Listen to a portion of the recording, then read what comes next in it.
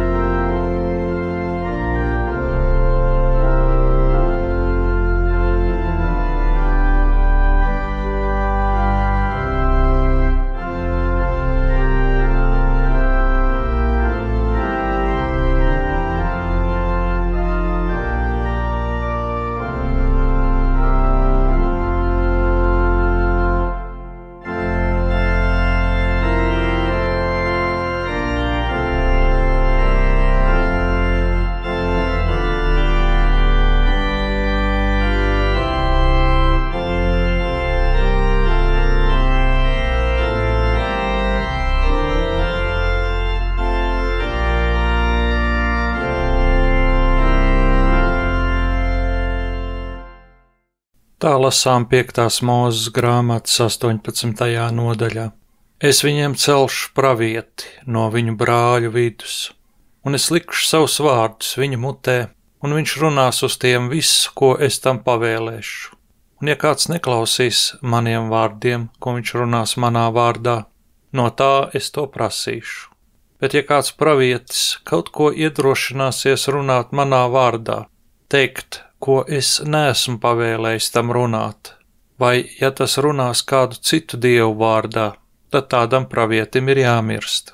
Ja tu tad savā sirdī domātu, kā lai mēs pazīstam vārdus, ko tas kungs nav runājis, tad zini, ja pravietis runās tā kunga vārdā, bet pravietojums nepiepildās un nekļūst īstenība, tad tas ir tas vārds, ko tas kungs nav runājis. Un pravietis to ir teicis savā pārgalvībā, tāpēc nebīsties no viņa. Āmen. Tā lasām Marka evaņģēlija 1. nodaļā. Iedami viņi nonāca Kapernaumā, un tūlīt sabatā iegājis sinagogā, Jēzus mācīja. Ļaudis brīnījās par viņu mācību, jo viņš tos mācīja kā tāds, kam var, nevis kā raksturmācītāji. Un to brīdi viņu sinagogā bija kāds cilvēks ar nešķīstu garu. Un tas sāka kliegt, kāda daļa mums ar tevi, Jēzu Nācarieti? Vai tu esi nācis mūs pazudināt? Es zinu, kas tu esi, Dievu svētais. Un Jēzus to apsauca, apklusti un izej no viņa. Un to raustīdams un brēkdams skaļā balsī, nešķīstais gars no viņa izgāja.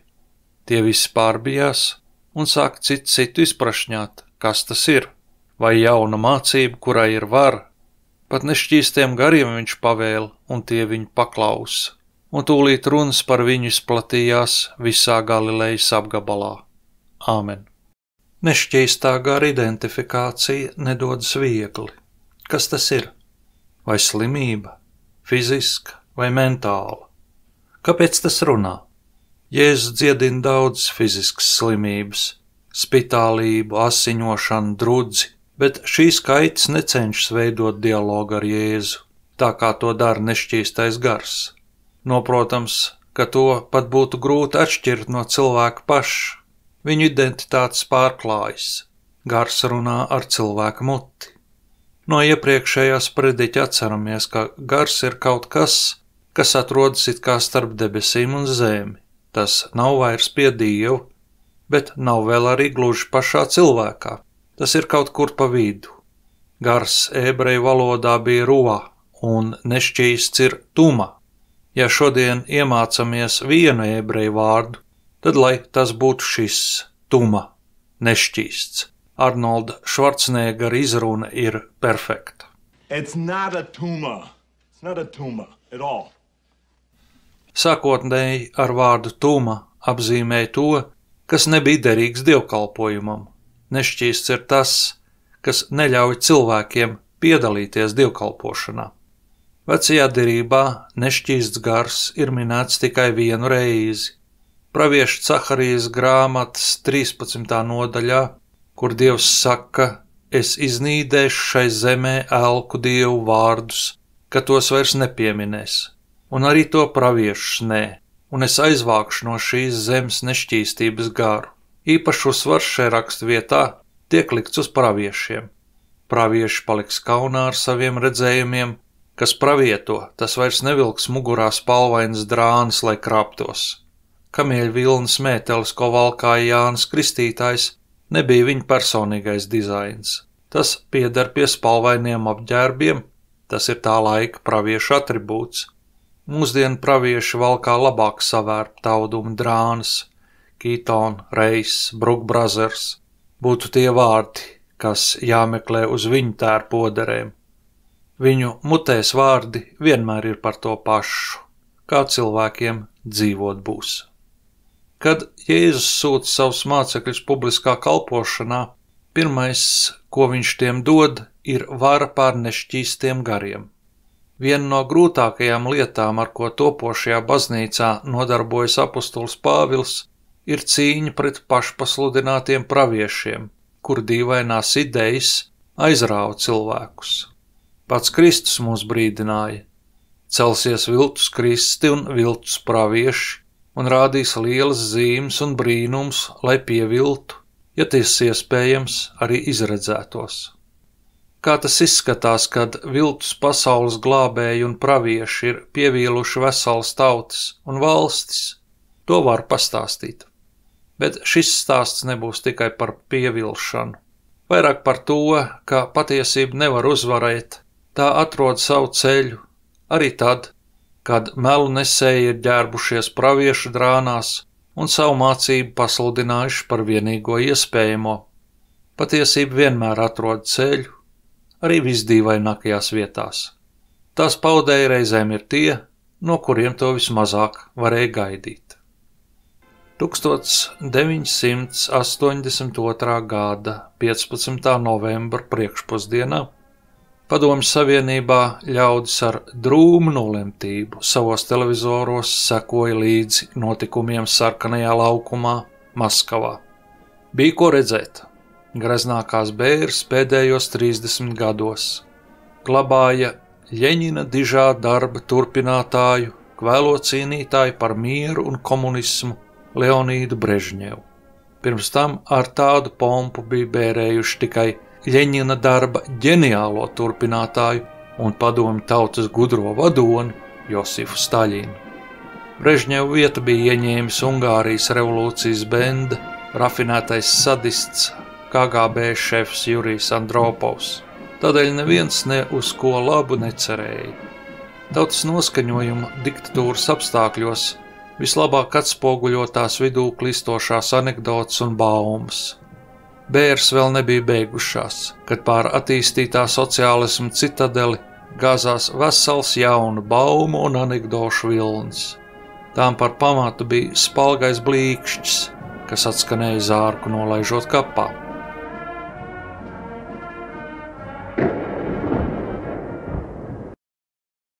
Tā esot bijusi salūta zalve, Kremļa pulksteņa zvanu sitiens, kāds īpašs specierīts klakšķis, vēlāk kontrpropagandas aģenti klāstīja dažādus skaidrojumus, bet nekas nelīdzēja. Padomju cilvēkiem mūžīgā piemiņā palika leģenda, ka kvēlā cīnītāji un turpinātāji Zārks esot bijis tāds pats nekam nederīgs brāķis, kā vispārējais, ko ražoja Padomju Savienībā. Tam izlūzis dibens un Leonīds Iļjičs iegāzies savā kapā, ka noblākšķējis vien. Kādu laiciņu vēlāk sāka klīst vēl kādas ļoti dīvainas baumas. Tās neviens atspēkot nemēģināja un arī stāstīja tās daudz klusāk, tikai īpašos uzticam cilvēku pulciņos. Īsu brīdi pirms bēdīgi slavenā blīkšķa, tieši pirms Zārks ticis aizvākots, pār nelaiķi esot noliekusies viņa sieva Viktorija Brežņeva un pēc pareizticīgo tradīcijas, no labās uz kreiso pusi, pārmetus vīru krūtīm krustu. To bija redzējuši tikai vistuvāk stāvošie. Ļeņina darba turpinājums un jebkāda reliģiozitātes izpausme ir savstarpēji absolūti nesavienojams lietas. Marksismā un ļeņinisms ir tā loģisks turpinājums, reliģija ir šķiriskās deformācijas izpausme. Apspiestie darba ļaudis meklē mierinājumu ilūzijā, ko apspiedēji labprāt uztur, to pārvēršot organizētā formā baznīcā. Šķiriskajam noslāņojumam pazūdot, jāpazūd arī kompensācijas mehānismam, reliģijai. Ja reliģija sociālisma apstākļos neizzūd, tad vai nu nepareizi ir marksisma teorija, vai arī tas ir nepareizs sociālisms. Padomju Savienībā pret marksismu teoriju un uz tās pamatu uzbūvēto attīstīto sociālismu tā celtnieki izturējās ļoti nopietni. Gadījums, kad reliģija bija aizķērusies kādu subjektu prātos, tie uztvēr kā personīgu apvainojumu. KGB nepagurstoši rūpējās, lai šķiru cīņas samulsinātu elementu apziņā, reliģijas atliekas nekavējas pārāk ilgi. Uz 70. un 80. gadu mīs Andropovu vadītie čekisti bija guvuši ievērojams panākums. Pieminēšu tikai dažus. Uz vienas rokas pirkstiem saskaitāmus. 1980. gada augustā uz 5 gadiem labošanas darba nometnē bija ieslodzīts pareizticīgo priesteris Gļebs Jakūņins. Viņš bija apsūdzēts apzinātā sociālisma celtniecības graušanā. 1980. gada 20. jūnijā Padomju televīzijā savu pretpadomju darbību publiski nožēloja cits populārs pareizticīgo mācītājs Dmitrijs Dudko. Psiholoģisku iebiedēšanu papildinot ar psihotropu vielu injekcijām, KGB bija izdevies viņu salauzt.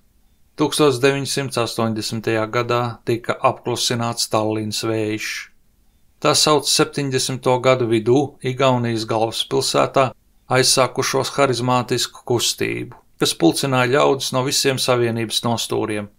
Krievu valodā katru dienu notiekošie dievkalpojumi piesaistīja tik daudz apmeklētāju, ka tajos iekļūt varēja tikai ar iepriekš iegādātām biļetēm. Latvijā Tallinas vējš pūta Jelgavā, kur vietējai vasarsvētku draudzei aizliedz turēt dievkalpojumus garākus par 6 stundām. Iesūtītie Čekas ziņotāji bija sūdzējušies, ka ilgāk viņi nespēja nosēdēt. KGB izdevās kustības vadītājus sanaidot savā starpā, dievkalpojumi krievu valodā tika izbeigti un kustība apsīka. 1981. gada 24. novembrī Viļņā, Lietuvā, tika nogalināts tautā mīlētais katoļu priesteris Broņivs Laurināvičevs. 4 čekisti viņu pagrūda zem braucošas smagās automašīnas. Pie stūres sēdēja 5. Vairākas dienas pēc tam notikuma vietā dežūrēja kāda piedzērusies sieviete, kura visiem garām gājējiem stāstīja, ka savām acīm redzējusi, kā priesteris pats paskrējis zem auto. 1982. gada augustā tika arestēta Zoja Krahmaļņikova, Pagrīdes reliģiskā izdevuma Naģiežda, krievu valodā cerība, redaktore. Viņai bija izdevies sastādīt un mašīnrakstā nopublicēt 10 cerības numurus. Pēc viņas aresta iznāca vēl 4 numuri, bet to izplatītājus KGB nespēja atrast. Krahmaļņikovai piesprieda gadu ieslodzījumā un 5 gadus izsūtījumā. Čekisti centās piespiest Krahmaļņikovu atzīties, ka tās piegojusi ASV uzdevumā, bet salauzt viņu tiem neizdevās. Šie un vēl daudz līdzīgi gadījumi būtu uzskatāmi par spīdošiem sasniegumiem attīstīt sociālismu celtniecībā. Un pēc tā visa Maskavā, pie Ļeņina mauzoleja, kad komunistiskā partija ar asarām atvadās no savu vadītāju, tam pārmet krustu. Tieši un nepārprotami lūdzot viņam dievu žēlastību un visu grēku piedošanu. Jebkurš komunistiskās partijas biedrs toreiz zināja, ka krusta zīme ir tā robeža, līdz kurai drīkst iet. Komunisti, kas tika pieķerti baznīcas apmeklējumā, vienmēr varēja taisnoties, ka tikai aizgājuši paskatīties, kā tiek tirgots opijs tautai. bet ja kāds partijas biedrs bija redzēts reliģiskas ceremonijas laikā, dievkalpojumā baznīcā vai bērēs kapsētā, metam krustu, tam draudēja vismaz ieraksts personīgajā lietā un nelabojami sabojāta karjera. Un kompartijas ģenerāls sekretāra sieva. Par Viktoriju Brežņevu padomju ļaudis toreiz nezināja neko. Nojauta, ka Brežņevam bija sieva, viņš taču nevarēja būt vecpuisis, bet redzējis to bija retais. Viņa neparādījās televīzijā vai žurnālu lapusēs, dzīvoja ļoti noslēgti. Tam bija nopietnas iemesls, kam šodien pat grūti noticēt – viņa sāriena. Nē, viņa nebija īpaši skaistuli. Kad Brežņevs 1952. gadā pēc personīgas tikšanās ar Staļinu sāka strauji kāpt pa karjeras kāpnēm augšup, viņa ceļā stāvēja viens ļoti nopietns klupšanas akmens. Staļina valdīšanas pēdējos gadus raksturoja zvērisks, paranoidāls antisemītisms, un Brežņeva sieva, pēc tautības ukrainiete, izskatījās kā ebrejiete. Vēl vairāk. Viņai bija medicīniska izglītība, un mediķi bija otrais numurs Staļina personīgo ienaidnieku sarakstā. Atklātību šī naida lēkme ieraudzīja 1953. gada janvārī, kad visās centrālajās avīzēs tika nodrukāts raksts neģēlīgi spiegi un slepkavs zem profesoru un ārstu maskas, kurā virzienā ienaidnieks meklējams bija paskaidrots nepārprotami – ebreju buržuāziskie nacionālisti. Lai nemestu ēnu pār vīru karjeru, Viktorija Brežņeva pazuda no ļaužu acīm. Rūpējās par vīru garderobi, lutināja viņu ar garšīgu ēdienu, palīdzēja gatavoties stundām garajai runu lasīšanai valsts pasākumos. Kaut nebūdama redzama, uz Padomju Savienības ikdienu viņa atstāja milzu iespaidu. Viktorija pazina tikai vienu izklaides veidu. Viņai ļoti patika skatīties televīzijā daļslidošanu, un viņas dēļ šim sportam vienmēr tika piešķirts vislabākais raidlaiks. Līdz viņai ar daļslidošanu aizrāvās visa Padomju Savienība, un tā kļuva par valsts kopīgu lepnumu. Krusta mešanu savu vadoņu dzīves biedrei komunisti nepiedeva. Atņēma dzīvokli, vasarnīcu un pensiju. Iztika viņa, pārdodot savus personīgās drēbes un mēbeles. Vīru pārdzīvoja par 13 gadiem, dzīvi pabeidzot dziļā nabadzībā. Pašas bēres notika pēc pareizticīgo rituāla, tajā piedalījās tikai daži ģimenes locekļi. Padomju Savienība nenodzīvoja pat 10 gadus. Sabruka, zem drupām aprokot neskaitāmas dzīves. Atliekas vēl šodien gulstas pār 100 miljoniem tās bijušo iedzīvotāju un viņu pēctečiem. Jēzus mācīja, kad nešķīsts gars atstāja cilvēku, tad viņš apstaigā sausas vietas un meklē atpūtas vietu, bet to neatradis, saka, es atgriezīšos savā mājoklī, kuru atstāju, un viņš noiet un atrod to izslaucītu un izgreznotu. Tad viņš noiet un ņem līdzi 7 citus garus, kas vēl ļaunāki par viņu, un viņi nāk un tur dzīvo, un ar šo cilvēku kļūst ļaunāk nekā bija iepriekš.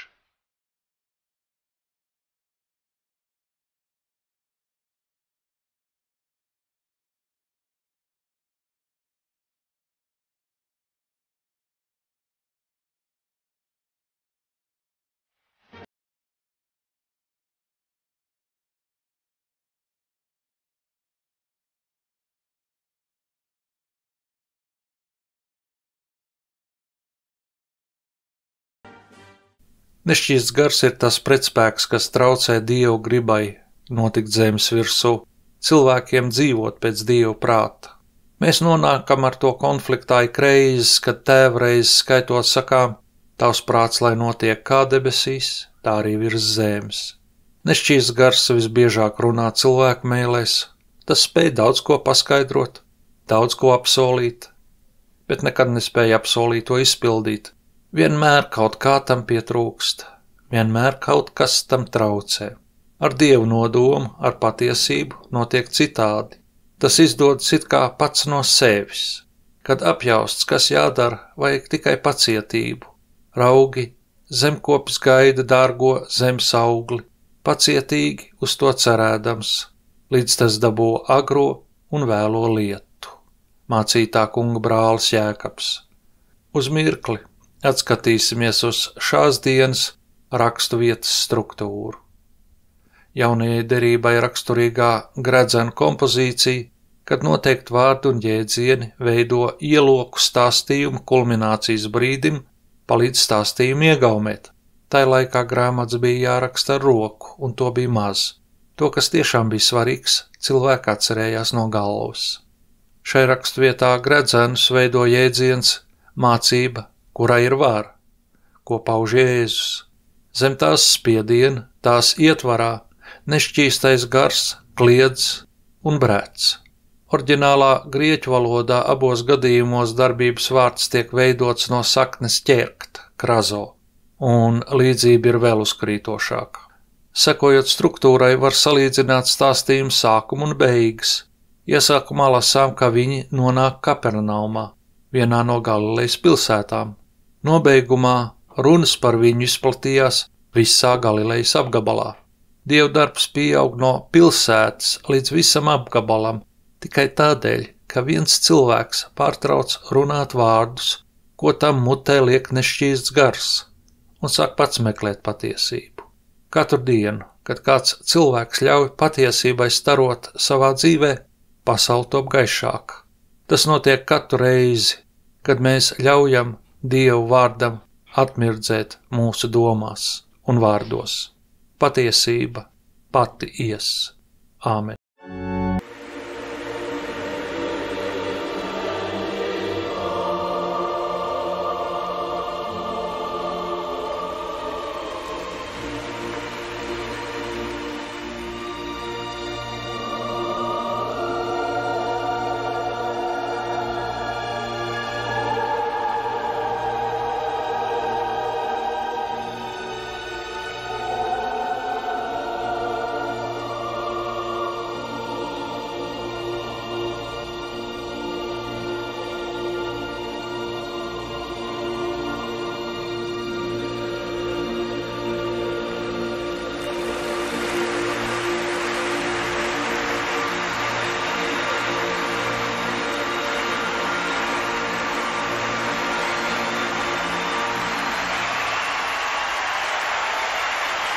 Well, I don't think I've ever seen the Protopopov skate better.